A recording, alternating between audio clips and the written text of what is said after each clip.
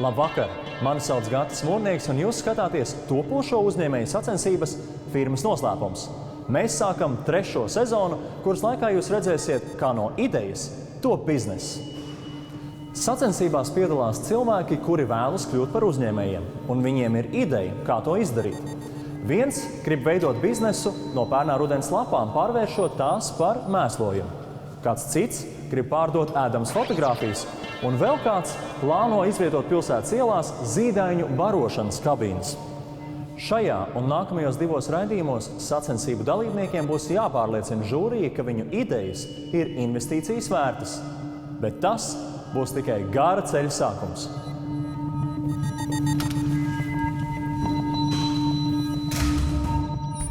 Sacensību dalībniekus vērtēs uzņēmējs un Rīgas Tehniskās universitātes docents Jānis Cauna, SEB bankas lielo uzņēmumu apkalpošanas pārvaldes vadītājs Kārlis Danevičs, uzņēmēja Elīna Dobele, Latvijas Investīciju un attīstības aģentūras investīciju projektu departamenta projektu attīstības nodaļas projektu vadītājs Rudolfs Krese, uzņēmējs Mārtiņš Labāns.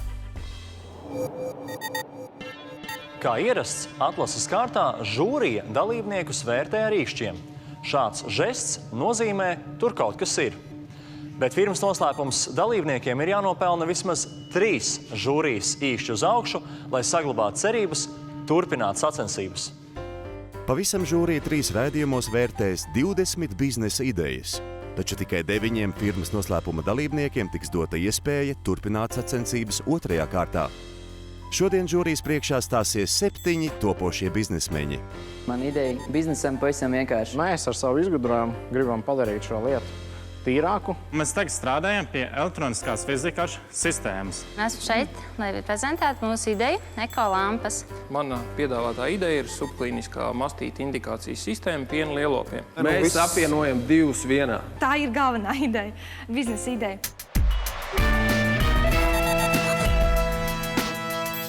Pirmais dalībnieks dzimis Ogrē, tagad dzīvo Rīgā, Andris Šņukuts, kurš kopā ar kolēģiem izgudrojis zivju tīrīšanas kasti. Kas tā par kasti, uzzināsim tūlīt, bet pirms tam man Andrim ir jautājums. Andri, ja uzvarēsi un iegūsi 10 000 latu, ko darīsi? Ieguldīšu naudu produkta reklāmā. Kad tu dosies un stāsies žūrijas priekšā, tev būs 1,5 minūte laika, lai pārliecinātu viņus par to, ka tava ideja ir investīcijas vērta. Vēl veiksmi! Paldies!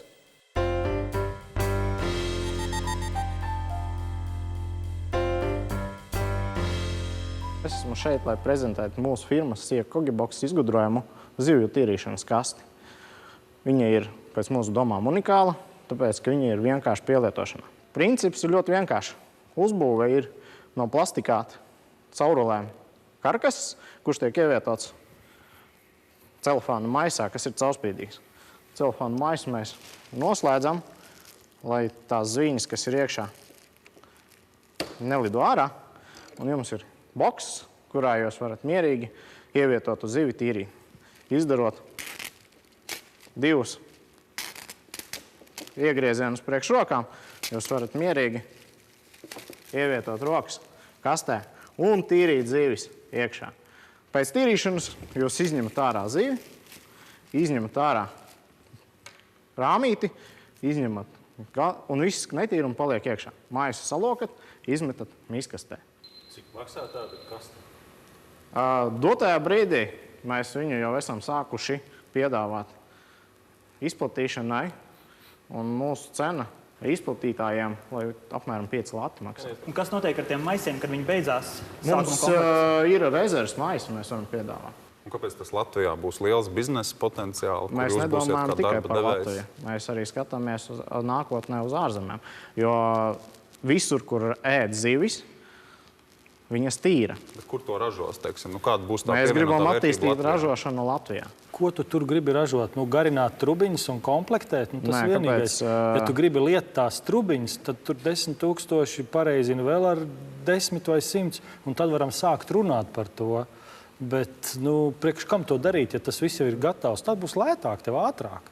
Tieši tā, bet mēs gribam sākt ražot maisus savus, pēc tam detaļas, Tātad, lai tu uzražot pirmo maisu, tu iztērēsi vismaz 100-200 tūkstoši. Tālāk.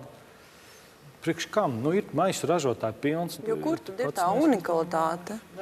Jo jūs, teiksim, sākumā teicāt, ka unikalitāte ir tāds, ka viņš ir tiešām pagaidām mēs arī pasaulē neesam redzējuši līdzīgus. Tāda pasaulē. Ir papētīts. Unikalitāte arī ir tāpat kā Levina magnētiskām saitēm, kas ir nenormāli unikāls, bet to pašu efektu var panākt konceptuāli savādāk darot. Šajā gadījumā tu esi viņu uztaisījis plasmasas maisiņā to tīrīšanu, ja? Bet tikpat labi jau var iziet ārā un tīrīt, tikpat labi ir elektriskie zivju tīrītāji, kas tāpat nešķiež pa gaisu. Ir vēl konceptuāli cita pieeja, kā tīrīt zivi. Tas tad nenozīmē, ka tas kaut kas baigi unikāls zivju tīrīšanā. Tas ir cits veids, kā to darīt. Kāpēc tev ir pārliecība, ka to vispār kāds grib pirkt? Cik cilvēkiem mēs esam devuši šo produktu izmēģināšanai? Visi mums ir devuši atpakaļ atsauksmes, ka viņi viņu pielieto. Cik tādi cilvēki ir? Visā visumā apmēram ap 300. 300? Jā. 300 cilvēkiem esat devuši izmēģinājumu? Caur paziņām viss cieņas. Viss cieņas. Tev viss izdosies, un mēs tev neesam vajadzīgi šajā sakarā. Viņam ideja gana vienkārši, tā kā kaut kas jau notiek un iet uz priekšu, citam tie 10 000 noderēs daudz vairāk. Viņš minēja, ka man ir unikāls produkts. Tas nav jau viņš unikāls, viņš nav nekādā veidā. Tieši tādā lietojumā viņš ir unikāls, bet principā viņš nav unikāls, kā notīrīt zivi. Tas ir tāpat, kā es daru līdz šim, tikai es nenocūkoju visu apkārtni. Tad labāk es ieguldu naudu, lai konceptuāli to savādāk darītu. Kaut kā, ātrāk, labāk un lai neiet pa gaisu. Nevis vienkārši, lai neiet pa gaisu. Andris saņem tikai Rudolfa Kreses atbalstu, taču ar to nepietiek, lai iekļūtu sacensību nākamajā kārtā.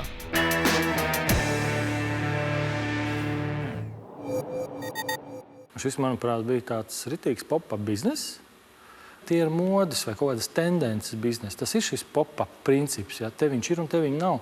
Bet tikai Dieva dēļ, lai viņš nemēģina tur kaut ko tagad ražot un liet trubas vai vēl kaut ko, lai viņš vienkārši sazāģē sev trubas un sataisa, 100-200 komplektus. Viņus iztirgo, varbūt vēl pēc tam 100 noliks noliktavā, bet lai domā citu biznesu. Jāņa Caunes uzņēmumi darbojas poligrāfijas, informācijas tehnoloģiju, koku materiālu eksporta, uzņēmumu biznesa konsultāciju un pat atkritumu pārstrādes jomās. Lai gan uzņēmēja gēns vēl nav atklāts, viņš tam tic, jo ar talantu un zināšanām vien esot kā ar karstu kartupeli. Ne ēst, ne rokā noturēt.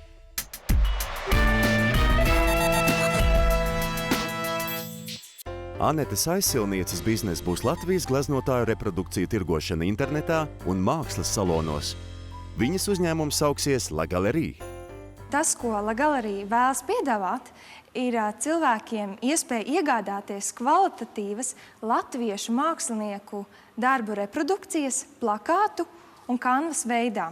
Kanva ir mākslas darbi uz plakātiem. Un tas, ko līdz šim jau 4 mēnešu laikā esam izdarījuši. Mēs esam jau piesaistījuši Valsts kultūra kapitāla fonda atbalstu šim projektam. Esam izveidojuši vietu, no kuras tiks veikta šo darbu tirzniecība. Un tas, ko mēs vēlamies, papildus finansējumu, lai papildinātu mūsu darbu piedāvājumu latviešu mākslinieku darbiem. Tur ir vajadzīgs tātad autortiesības, ieguldījums vajadzīgs papildus iekārtām, lai viņus kvalitatīvi varētu ražot. Bet papildus tam, kā tāds atbalsts ir mākslas bloks, kur mēs rakstam par izstādēm, kas notiek. Un tāds portāls. Bet tad es pareizi saprotu, tad es gribu mājās purvīti. Jā. Es to īsto gleznu nevaru atļauties. Un es nopērku purvītus, noprintētus plakātu. Jā. Un cik tāds plakāts varētu maksāt? Ja grib tikai plakātu, kā šobrīd Mona Lisa, tas ir papīrā. Tas varētu būt no 5 līdz 10 lati. Ja jau grib nedaudz tā kā jau tuvāk oriģinālam uz auduma, pat var ar reljefu, tad jau tas varētu būt no 20 līdz 50 lati. Bet kur jūs dabūsiet purvīs? Tas ir jautājums. Mēs vācam tā kā kontakts ar privātu kolekcionāriem. Mums viņi ir jāpārliecina, ka viņi vēlēsies savu darbu ieguldīt mūsu tā kā projektā. Un tā ir Latvijas Nacionālais mākslas muzejs. ar ko jau mēs esam sākuši virzīt sarunas. Bet, tad jā, kā tad tur ar to biznesu ir? 5 lati, 20 lati, cik tāds reprodukcijas domā pārdot vidēji mēnesi? Pēc tā projektu, uz kā pamata mēs saņēmām finansējumu no Valsts kultūra kapitāla fonda, tika veikta aprēķini par tuvākiem 3 gadiem ar vidēji statistiski pārdotiem 20 reprodukcijām mēnesī. Un tad jau tika aprēķināts ieguldījuma atdeve 3 gadu laikā. Šobrīd ļoti daudz latviešu ir ārzemēs, un tur parādās dažādas problēmas oriģināla darba izvešanai. Un pēc statistiskiem rādītājiem šobrīd aptuveni 100 000 latviešu ir ārpus. Un mēs ļoti priecētos, ja sasniegtu 1 līdz 5%. Tad jūs gribat teikt, ka tie, kas aizbrauc uz Angliju un strādā zivju fabrikā, viņi pirks purvīti? Varbūt, jo... Kāpēc ne? 1% Es prasu tikai. 1% jānopērk. Es prasu. Tev piederēs printers, un tu saki, es darbināšu printeri. Tieši tā. Un to printeri darbina arī citi. Ar ko tu esi labāka printeri darbinātāja kā citi? Es nevēlos sev padarīt kā tikai printētāju. Es arī vēlos sniegt cilvēkiem arī par mākslu konsultācijas. Arī sākuši studijas Latvijas Mākslas akadēmijā, mākslas zinātni. Ir ļoti daudz darbi. Un ir jāprot arī viņus izvēlēties. Jūs domājat, tā kā cilvēki vietā pieņem to lēmumu, ko viņam drukāt, ja? Jā. Cik tu maksās algu sev beigās, pasaki? Tā kā tas būs mans uzņēmums, iespējams, tās būs dividendes. Tu plāno no tā arī iztikt, ja tu plāno ar to vienkārši nodarboties? Es plānoju ar to gan iztikt, bet paralēli es arī rakstu mākslas blogu. Es apmeklēju izstādes un rakstu recenzijas. Tātad, cik tev vajag diennaktī nodrukāt plakātus, lai tu atsistu to iekārtu? Un arī vēl samaksāt algu, lai tu iztiktu. Un aizbraukt uz izstādi. Jā. Recenziju uzrakstītu vēl kad pa nakti un vēl tomēr patirgot, jo kāds jau ienāks tajā tirdzniecības vietā. Tā bišķi saliec kopā, cik tas īstenībā ir reāli, neizklausās reāli. Viņai 3 plus būs, es saku. Viens no manis. Būs. Anetei līdzi jūt topošā biznesa partneris Kaspars. Ko tad jūs pelnat naudu ikdienā? Ko jūs darat? Tieši šobrīd mums abiem ir pieredze finanšu jomā. Mēs abi esam strādājuši bankās. Es vēl šobrīd strādāju bankā. Tas nozīmē, ka nākamajās kārtās Kārlis Daņēvičs droši vien, ka nebūs tas grūtākais rieks, ko pārkost. Gan jau, ka nebūs. Darīsim pareizi. Tas ir kārtējais printeris. Kārtējais cilvēks ar printeri. Tik primitīvi varbūt gluži tas arī tā nebija. Nē, es pārspīlēju nedaudz. Biznesā, jā, tur tā īsti, cik bija alga, viņi tā arī neteica, cik viņi grib pelnīt. Dividendes, bet tas tāds... Nē, cik tu gribi pelnīt? Pirmos 3 gadus tātad dividenžu nav. Un 3 gadus, ko tad dzīvos uz ūdentiņu tikai? Neizvilks. Es kā mākslas fans. Purvīti katrās mājās. Subjektīvi pievienojos. 3 īkšķi uz augšu, kas nozīmē iekļūšanu cerību zonā, ir saskatīts biznesa potenciāls. Visticamāk, ka mēs ar jums tiksimies 2. kārtā. Vai tas tā būs, to mēs redzēsim 3. raidījuma noslēgumā. Es ticu un zinu, ka plakātu printēšanas bizness ir liels un labs bizness. Pareizi to darot to efektīvi, darot to internetā, caur sociālo mediju reklāmām, piedāvājot labu saturu, to var pārdot par ļoti salīdzinoši lielu naudu. Ja? Baža man ir tāda, ka viņš šobrīd koncentrējas tikai uz latviešu autoru darbiem, kur varbūt tikai dažus no autoriem var pārdot ārzemēs. Burtiski 2-3 droši vien.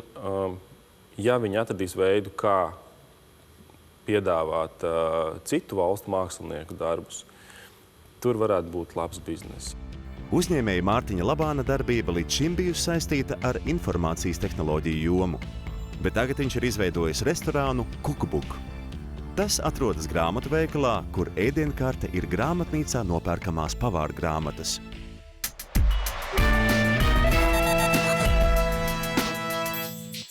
Jelgavnieks Rudolfs Jaks iecerējis rudeņos atbrīvot Jelgavu no kritušām koku lapām, ražojot no tām mēslojumu. Es savācu pilsētas lapas, savāku tās pilsētas lapas un tās pārstrādāju kompostā un uzreiz tirgoju kā mēslojumu. Gala produkts ir komposts. Tā doma bija tāda, kad es izveidoju ražotni piepilsētā kādā no pamestajām noliktavām, jo tādas ir vairākas. Un izveidoja betona grīdu ar 3 betona sienām, un tur aptuveni 160 kubikmetri tilpums ir. Un es tur vedu tās pilsētas lapas, un šādā veidā maisot, regulēju temperatūru un mitrumu viņām, izveidojās ļoti labs gala produkts, šī gadījumā organiskais lapu mēslojums. Citās valstīs, Skandināvijas valstīs, jau pašvaldības to nodarbojuši. Bet kas tad ir tas tavs produkts? Viņš ir lielā maisā? Jā, viņš ir dažādu veidu maisos, principā jau uz vairumtirdzniecības, tā kā tie varētu būt lielie maisi, 20 kg, 10 un vēl pat vairāk, 50 arī. Kurš pie pilna prāta pirks tādu maisu, zinot, ka lapas ir no pilsētas, ka tur ir visādi ķīmija jau iekšā un tur nekas jauks tāpatās priekš burkāniem nesanāks? Viņam vajadzētu būt normas robežās un viņam nevajadzētu pārsniegt atļautos. Bet tā visa biznesa ideja uz to ir balstīta. Jā, es tā domāju, esmu konsultējies. Tas, ka tās lapas tur sapūst, tas ir skaidrs. Man vairāk interesē tā praktiskā puse - savākšana, transportēšana, pakošana, pārdošana. To visu aizsāku vispār skolā jau.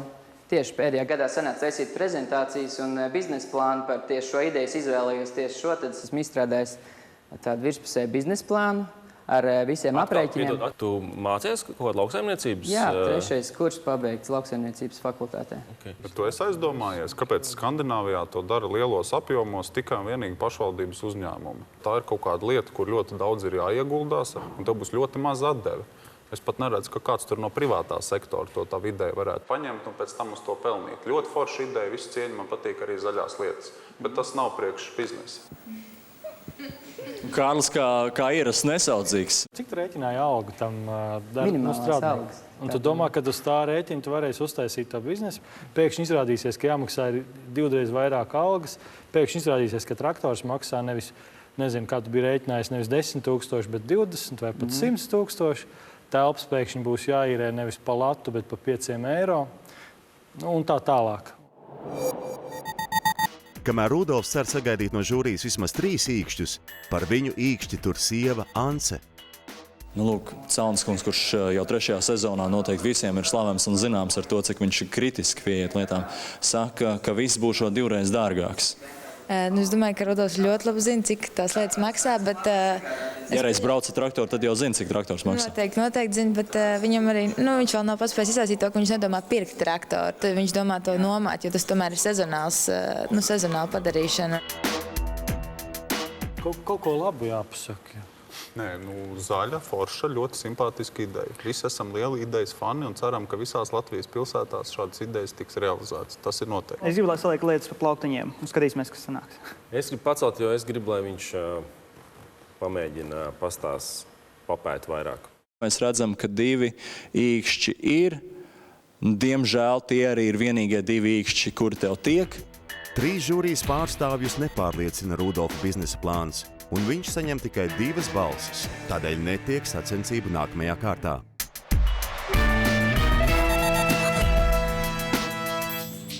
Pēc reklāmas pauzes iepazīsimies ar vēl 4 biznesa idejām.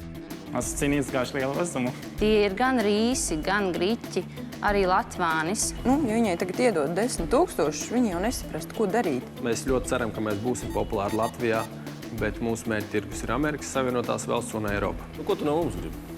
Naudu. Un? Vismaz atklāti.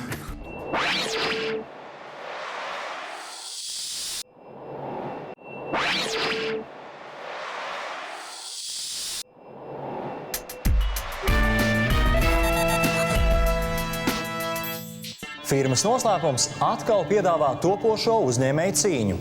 Viņiem ir idejas, kā uzsākt savu biznesu, taču mēs prasām, lai viņi pierādītu, ka viņu idejās ir vērts ieguldīt arī naudu.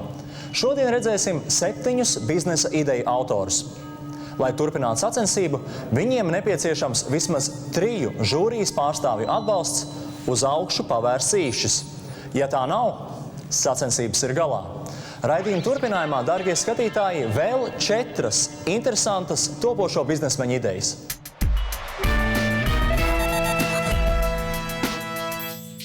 Nākamais dalībnieks Māris Poikāns no Ogres gala. Vēlas piedāvāt mums lādētāju, kas darbojas arī kā skaļrunis. Kas tad tas ir? Lādētājs vai skaļrunis? Tas būs 2 vienā un pat 3 vienā, jo tas kalpos arī kā dizaina elements. Izklausās pēc top shopa, bet kas tad tas ir vispirms? Lādētājs vai skaļrunis? Skaļrunis.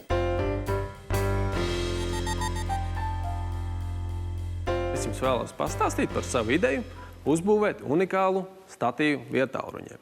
Statīvs tiks veidots no alumīnija, un tajā būs iebūvēts vibrācijas skaidrrunis. To varēs izmantot gan kā dizaina elementu, gan kā mūzikas atskaņotāju, gan arī kā telefonu lādētāju. To varēs ērti izmantot ikdienā, un tas būs kā lielisks papildinājums mājas ballītēm. Tad, lai saprastu, kas ir vibrācijas skaidrrunis un kādu efektu tas rada, es jums tūlīt nodemonstrēšu. Šis ir tas, kā skan telefons, bez jebkā. Un šis ir tas, kā skan tikai skaidrrunis.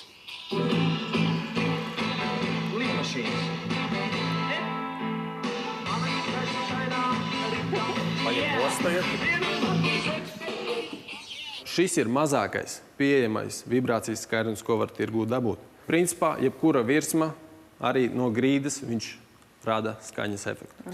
Bet ko tad jūs ražosiet? Jūs ražosiet to... Savienojumu? Mēs ražosim statīvu, telefona statīvu, kurā būs iebūvēts skaidrrunis no apakšas, un kas pie reizes arī lādēs telefonu. Tad viņš turēs telefonu, lādēs, un arī, ja gribēs klausīties mūziku, nospiežot play pogu, mums no apakšas radīs skaņu pa virsmu.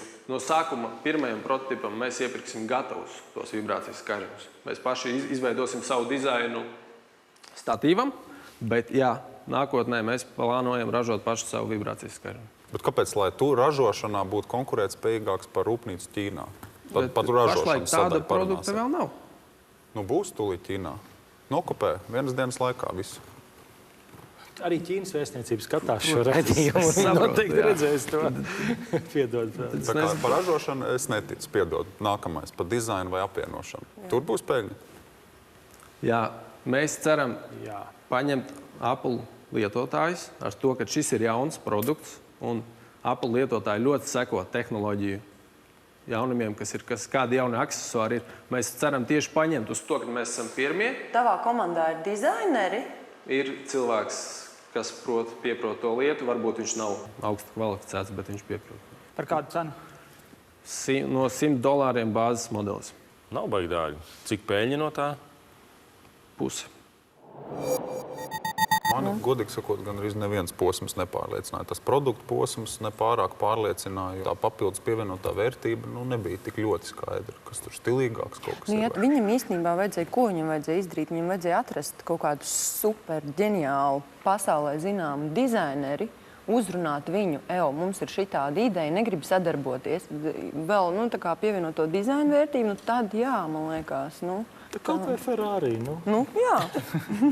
Man vienalga, ko viņš tur taisīt, bet man nebija pārliecība, ka tas cilvēks patiešām to varētu izdarīt. Ne tikai uztaisīt, bet pēc pirmajiem pārdotiem 100 vienībām, ka tas arī turpināsies. Ja skaņa būtu labi, es nopirktu. 4 no 5 žūrijas pārstāvjiem nepaceļ īkšķus, un ir skaidrs, ka Māris sacensības neturpinās.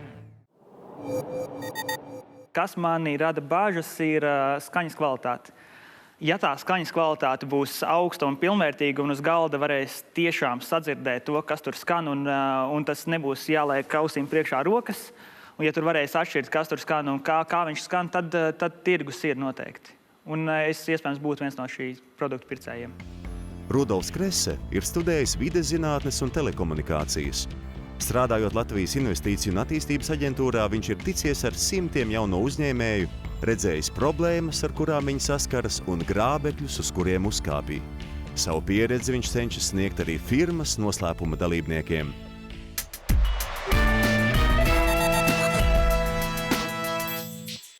Reinholds Zviedris kopā ar partneriem izstrādā subklīniskā mastīta indikācijas sistēmu. Es saprotu, ka tavā gadījumā runa ir par govis slimību, ar kuru tu grasies cīnīties un pie viena nopelnīt nevienu miljonu. Faktiski tā arī ir, jā. Visu, ko es gribu darīt, tu pateici dažos vārdos. Mana piedāvātā ideja ir subklīniskā mastīta indikācijas sistēma piena lielopiem. Piena lielopu mastīts ir piena ziedzera jeb tesmeņa iekaisums, kas var rasties dažādu cēloņu iespaidā. Tas iedalās klīniskajā, jeb acīm redzamajā, kad varbūt jau par vēlu to, ārstēt, un subklīniskajā, jeb slēptajās pazīmēs, kas tad arī ir tā galvenā lieta, uz ko ir vērsta ideja. Un idejas mērķis ir samazināt piena lielopu saslimšanu ar mastītu, dodot lopkopiem pašiem iespēju saulaicīgi to diagnosticēt subklīniskajā stadijā. Un subklīniskā indikācija, mastīta indikācijas sistēma sastāv no 2 daļām. No iekārtas, kuras sākotnējais prototips jau ir izstrādāts, un informācijas sistēmas datu apkopošanai un analīzei. Un faktiski līdzekļi būtu nepieciešami iekārtas prototipa vai novešanai līdz galam, informācijas sistēmas radīšanai un gala beigās produkta ražošanas uzsākšanai. Pēc kāda principa viņi diagnosticē? Mastīts ir iekaisums savā būtībā. Temperatūra tas ir viens, bet ir minerāli, kuri konkrētos gadījumos paliek vairāk, kas nozīmē, ka tie citi risinājumi, kas šobrīd jau tirgu ir, viņi vairāk vadās pēc vadītspējas. Kā saka, vada, nevada elektrību. Ir jāskatās uz joniem un uz viņu polarizācijām. Konkrēti ar šo lietu darbojās izgudrojuma sākotnējais autors, kurš arī ir mūsu komandā. Tas mērījums notiek caur to slaukto pienu, caur šķidrumu. Tas ir plūsmā. Cik procentiem konstatēja no visu goju saimas? Pasaulē noteikti ir kaut kādi pētījumi. Par Latviju pētījumi nav. Balstoties, pētot šo jomu dziļāk, tik skatīti pētījumi, kas ir Amerikā par 2010. un 2011. gadu, un tur minētie skaitļi, zaudējumi, kas rodās no saulaicīgi neārstēta mastīti, ir ap 1,5 līdz 2 miljardiem Amerikas dolāru. Kā tu nonāc līdz tā ideja? Es esmu Latvijas izgudrotāju biedrības biedrs, un pie mums biedrībā vērsās šī te izgudrojuma autors, kuram ir padomju laikos pat par to izstrādāts patents un saņemts, bet, diemžēl, kā saka, laika mainījās un viss šī ideja ir nogrimusi. Kāpēc tu esi tas, kas to attīstīs un komercializēs? Kādas tavas kompetences? Mans kompetences tas ir saistībā arī ar manu zinātnisko darbību un manu doktora darbu. Tas bija viens, kas man uzrunāja. Otrām kārtām es vienkārši saredzu problēmu, tad risinājumu problēmu, ko būtu iespējams ar šo rīku. Ir dārgās slaukšanas iekārtas, kurās ir šī sistēma iestrādāta iekšā ar diodītēm, ar ko mirkšķinās. Latvijas Lauksaimniecības universitātes mācību spēki teica, parasti fermās pēc pāris mēnešiem izslēdz ārā, jo viņiem apnīk tā mirkšķināšanās. Slaukšanas ierīcēs, tu pats teici, jau ir. Ir dārgās, kas ir Eiropā ražotās, un ne visur ir. Liela daļa Latvijas šo te nelielo fermu izmanto, piemēram, Reizeknes slaukšanas iekārtu rūpnīcas ražotās iekārtas, kurām nav šī. Kas ir tieši tas tirgus plānotais? Plānotais tirgus faktiski rokas iekārtu gadījumā tas var būt jau no 5 govīm. Galvenais tas tirgus, uz ko faktiski mēs orientējamies, vairāk ir bijusī Padomju Savienība. Kāpēc, lai pirktu jūsējo, nevis tās sistēmas, kas jau ir un kur jau ir ieintegrētas tās? Ar ko jūs pozitīvi atšķiraties? Sākumā ir plāns sākt ar portatīvo iekārtu, kur mēs ar savu gala cenu būtu zemāk nekā līdzvērtīgi produkti. Tagadēji, ja tie mobilās versijas, cik viņš maksā viena iekārtiņa? Mobilās versijas ir $500. Labi, un jūs domājat pārdot par? Mūsu cena ir, teiksim tā, mēs orientējamies $5 zemāk cenu. Kur tad ir tā problēma tām Amerikas gojiem, ka viņš teica, ka ir tām slaukšanas iekārtām visām ir tās lampiņas, visas mirgo, bet visi viņas tur atslēdz, bet ka viņas slimo taču tās gogas. Kāpēc tad viņi nepievērš uzmanību? Īstenībā varbūt tā problēma ir citur, nevis tajos loriņos, un varbūt to var kaut kā... Tagad, man liekas. Jā, bet kaut kāds iemesls ir, ja jau tie vērķi ir un vienalga slimo un tik milzīgi zaudējumi, varbūt neprecīzi tā mērījums. Man bišķi darīja bažīgi, zini, vien bišķi citu lietu, ja viņš saka, viņš tā kā orientējās uz nelielām fermām. Tas bija tas stāsts, jā. Tātad $500, tas ir 250 lati. Un tagad tādam 10 govju fermerim, aizējām pastāst, ka, lai šito te noteikti, tev 250 laši jāsamaksā. Viņam ir pirmkārt jātic, ka tas vērķis tiešām to darīs. Otram kārtām, viņam tie 250 lati arī ir jānopelnas, atvainojas ar to pienu. Bet, zin kā, mūsējais fermeris patavs, viņš saprot īstenību. Nē, viņš saprot, kas notiek. Tātad mazajās fermās... Operatoram ir lampiņš, tātad mazajās fermās tas produkts nav nemaz vajadzīgs, vai ne? Es nezinu, tā bišķi šauba ir. Cik tad ilgu laiku vajadzēja, lai izšķirtos par to, ka cilvēks, kurš ir programmētājs un komandā ieņem projektu vadītāju, lomu tomēr uzņems tādu ļoti neordināru tēmu? Nemaz ne tik ļoti, jo viena no lietām, ko es pētu doktorantūrā, pētīju kādu brīdi atpakaļ, ir lūšu izsekošana. Kas arī... Pastāst man teikt, kāds lūšiem sakars ir ar pienu lielopiem un mastītu? Abos gadījumos ir elektronika iesaistīta un programmēšana. Jā. Vajag mēģināt. Jāni, pat tu. Vajag mēģināt. Nē, vajag mēģināt. Un tur nav vienkārši saskrūvēšana, kas ir laba. Tur ir kaut kāds funkcijas klāt. Beidzot savus īkšķus paceļ arī Allaž kritiskais uzņēmējs un pasniedzējs Jānis Caune un uzņēmēja Elīna Dobele. Un Reinholds var būt drošs par dalību nākamajā kārtā. Tur gan varēja just, kad ir jau tiešām noticis liels process, ir viss tā izpēta bijusi, un man arī ļoti patika viņa uzstāšanās, man patika arī viņa tēls.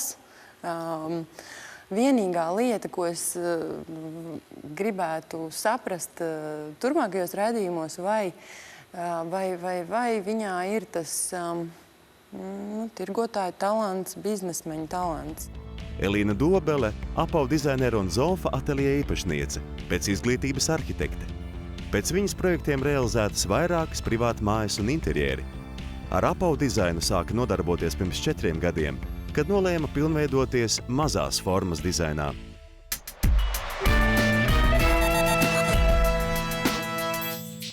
Normunds Pauders ar savu produktu Link Card iecerējis atvieglot mums apmaiņu ar vizītkartēm, padarot tās elektroniskas. Kā parasti Eiropā saka, no biznesa kā no biznesa. Šī iemesla dēļ mums radās ideja, kā šo procesu varētu modernizēt. Un mēs tagad strādājam pie elektroniskās vizītkaršu sistēmas. Viena no sistēmas daļām būs portāla izveida, kurā jebkurš varēs reģistrēties, bez maksas savu izveidot vizītkarti un pasūtīt to. Visas šīs vizītkartes būs uzskaitītas mūsu sistēmā. Jautājums, ko tas dos? Piemēram, man vairāk mājās nebūs šāda vizītkaršu kaudze, un man nebūs jāmeklē konkrētais cilvēks un jādomā par to, kur un kad es viņu satiku. Tā vietā es viņu varēšu apskatīt uzreiz mūsu portālā un pazvanīt viņam. Piemēram, ja mēs apmainītos vizītkartēm, šo vizītkartes piefiksētu telefonu palīdzību, viņi tiktu automātiski saglabāti mūsu portālā, kurā būtu uzreiz pievienot laiks un vieta. Un mans komentārs par to, par ko mēs esam runājuši. Man jau tāds applications ir telefonā. Šajā gadījumā mums būs portāls, kurā būs vēsture, un jūs varēsiet apskatīties to, kad un kur jūs esat šo konkrēto cilvēku saticis, kā arī par ko esat runājuši. Klients mūsu portālā varēs izveidot vizītkarti, viņš viņu saglabās un pasūtīs. Mēs nogādāsim to tipogrāfiju, viņam izdrukās un piegādās, kuras būs aizmugurē QR kods un iekšā NVC čips. Bet tas nozīmē, ka jūs man tagad dot savu vizītkarti. Man telefonā vajadzētu speciālu aplikāciju, lai es viņu varētu nolasīt. Šī iemesla dēļ mēs esam sākuši strādāt pie mobilās versijas. Jums nevajadzētu atsevišķu aplikāciju priekš tā. Sanāk, ka tev ir vēl kaut kāda lieka darbība. Tev ir gan tas papīrs, gan tas telefons. Tev ir tā kā nevarētu būt, ka kaut kas notiek tas ir gan tā kā digitāli, mēs apmainītos ar vizītkartēm. Šajā gadījumā jūs man viņu parādat, un es viņu nofotografēju. Man tad ir nepieciešama viena vizītkarte. Beidzot, es sapratu domu, bet iedomājies, man reāli nav dzīvē daudz laika. Un ja man tik ilgi ir jāklausās un jāmēģina saprast, kas tur notiek, tev tur tā kā vizītkaršu kaudze, tad beigās izrādās, kad ir tā viena vizītkarte. Ideja jau nav slikta, bet varbūt tās, ka viņu vajag pagriezt bišķiņš savādāk. Tas, ko es vienkārši tagad uz ātro, kāda man radās doma, par ko es būtu laimīgs, ka jūs uztaisītu aplikāciju uz NFC bāzēt. Izdomāt veidu, kā viņi dabūt maksimāli daudz cilvēkiem iekšā telefonos, un tad es aizēju pie Kārļa uz banku. Mēs vienkārši saliekam kopā savus telefonus, un mani kontakti nokļūst viņa grāmatiņā, un viņa kontakti nokļūst manā grāmatiņā. Bet, dargais draugs, man liekas, LinkedIn jau ir. LinkedIn kaut ko tādu izdomās un viss. LinkedIn pilnīgi garantēti. Tur ir simtiem miljonu jau lietotāji. Nu, kā tu vari ar to konkurēt? Jūs taisaties cīnīties ar Goliātu, 1000 reiz lielāku. Tā kā nav prāta darbs. Es cīnījos gājuši lielu vezumu. Ļoti reti un tikai romānos. Man bija ļoti grūti saprast godvārds. Man liekas, ka, ja tu nevari izstāstīt ļoti vienkārši par cilvēkiem, kas nav ar tehnoloģijām tik ļoti saistīti, vienkāršā saprotamā valodā, tad, kā tad tu to nokomunicēsi tai lielai pasaulē? To ideju, man liekas, varēja uztvert, ko viņš grib atrisināt, bet es absolūti nespēju noticēt, ka viņš būs tas, kas to atrisinās. Tur būs vai nu iOS-ā jau iekšā, vai nu tur Samsung Galaxy jaunajā versijā tur jau iekšā, vai nu, protams, LinkedIn ar kaut ko tādu turpinās. Es pacelšu par to, ja viņš atmetīs papīru, tad tur varētu kaut kas sanākt. Es arī iedošu balsi par, jo tomēr NFC ir nākotnes tehnoloģija. Vesels 2 īšus uz augšu tomēr mēs redzam. Vienu brīdi jau izskatījās, ka būs 3, bet tas bija tāds māņu manevrs. Nu, neko darīt. Normunds saņem Latvijas Investīciju un attīstības aģentūras pārstāvja Rudolfa Kreses un uzņēmēja Mārtiņa Labāna balsis. Ar tām nepietiek, lai turpinātu sacensības. Paņemt tādu modernu tēmu, it kā interesanta tēma un varbūt kaut kur aktuāla tēma, bet īsti nav izvēlēts pareizi tas biznesa spēles lauks, jo man neliekās reāli, ka kaut ko tādu var neesot Kalifornijā, tur ar $5 miljonu, tur tā kā startup kapitālu vai atbalstu, kad to var realizēt. Kārlis Danēvičs bankā strādā 10 gadus. Viņš ir skolojies Rīgā, Stokholmā, Frankfurtē un Londonā. Kārli aizrauj viss, kas saistīts ar finansēm un ekonomiku. Pat brīvdienas viņš pavada lasot žurnālu The Economist un grāmatas par biznesu.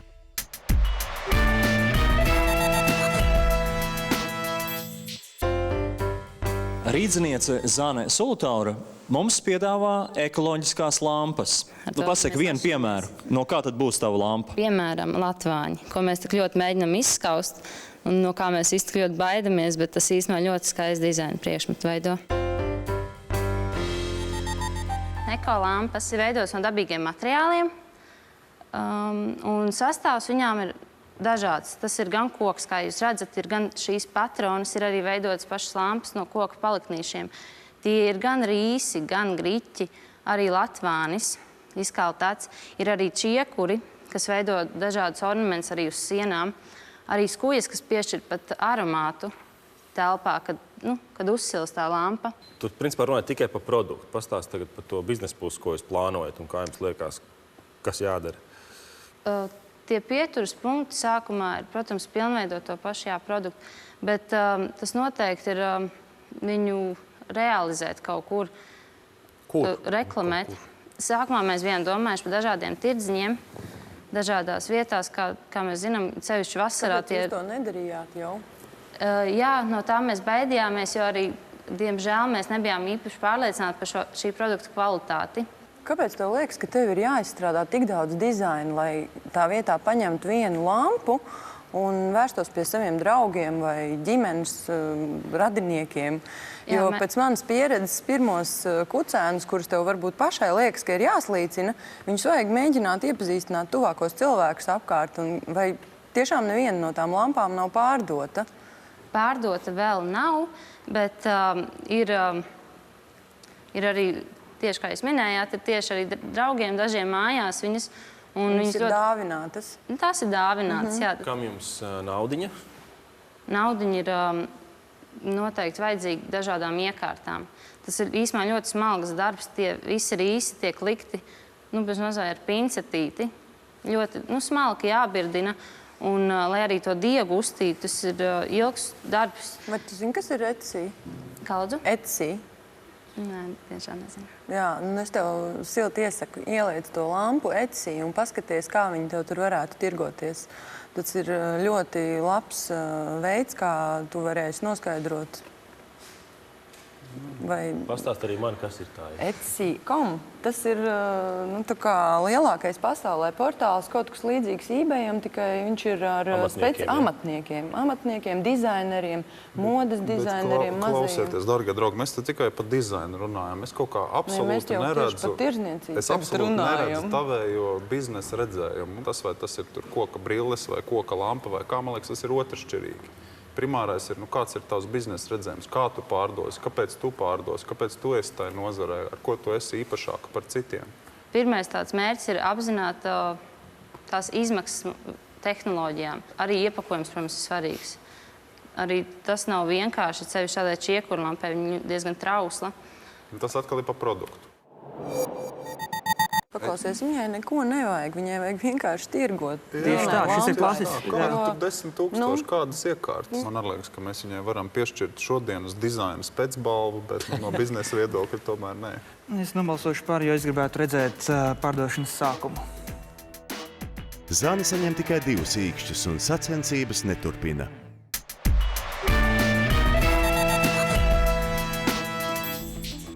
Vismaz 3 žūrijas īkšķus saņēma tikai 2 sacensību dalībnieki – Anete Aizsilniece, kuras ideja ir tirgot latviešu mākslinieku reprodukcijas, un subklīniskā mastīta indikācijas sistēmas projektu vadītājs Reinholds Zviedris. Firmas noslēpuma dalībnieki, kuri netiek nākamajā kārtā, saņem žurnāla Ir nauda gada abonementu.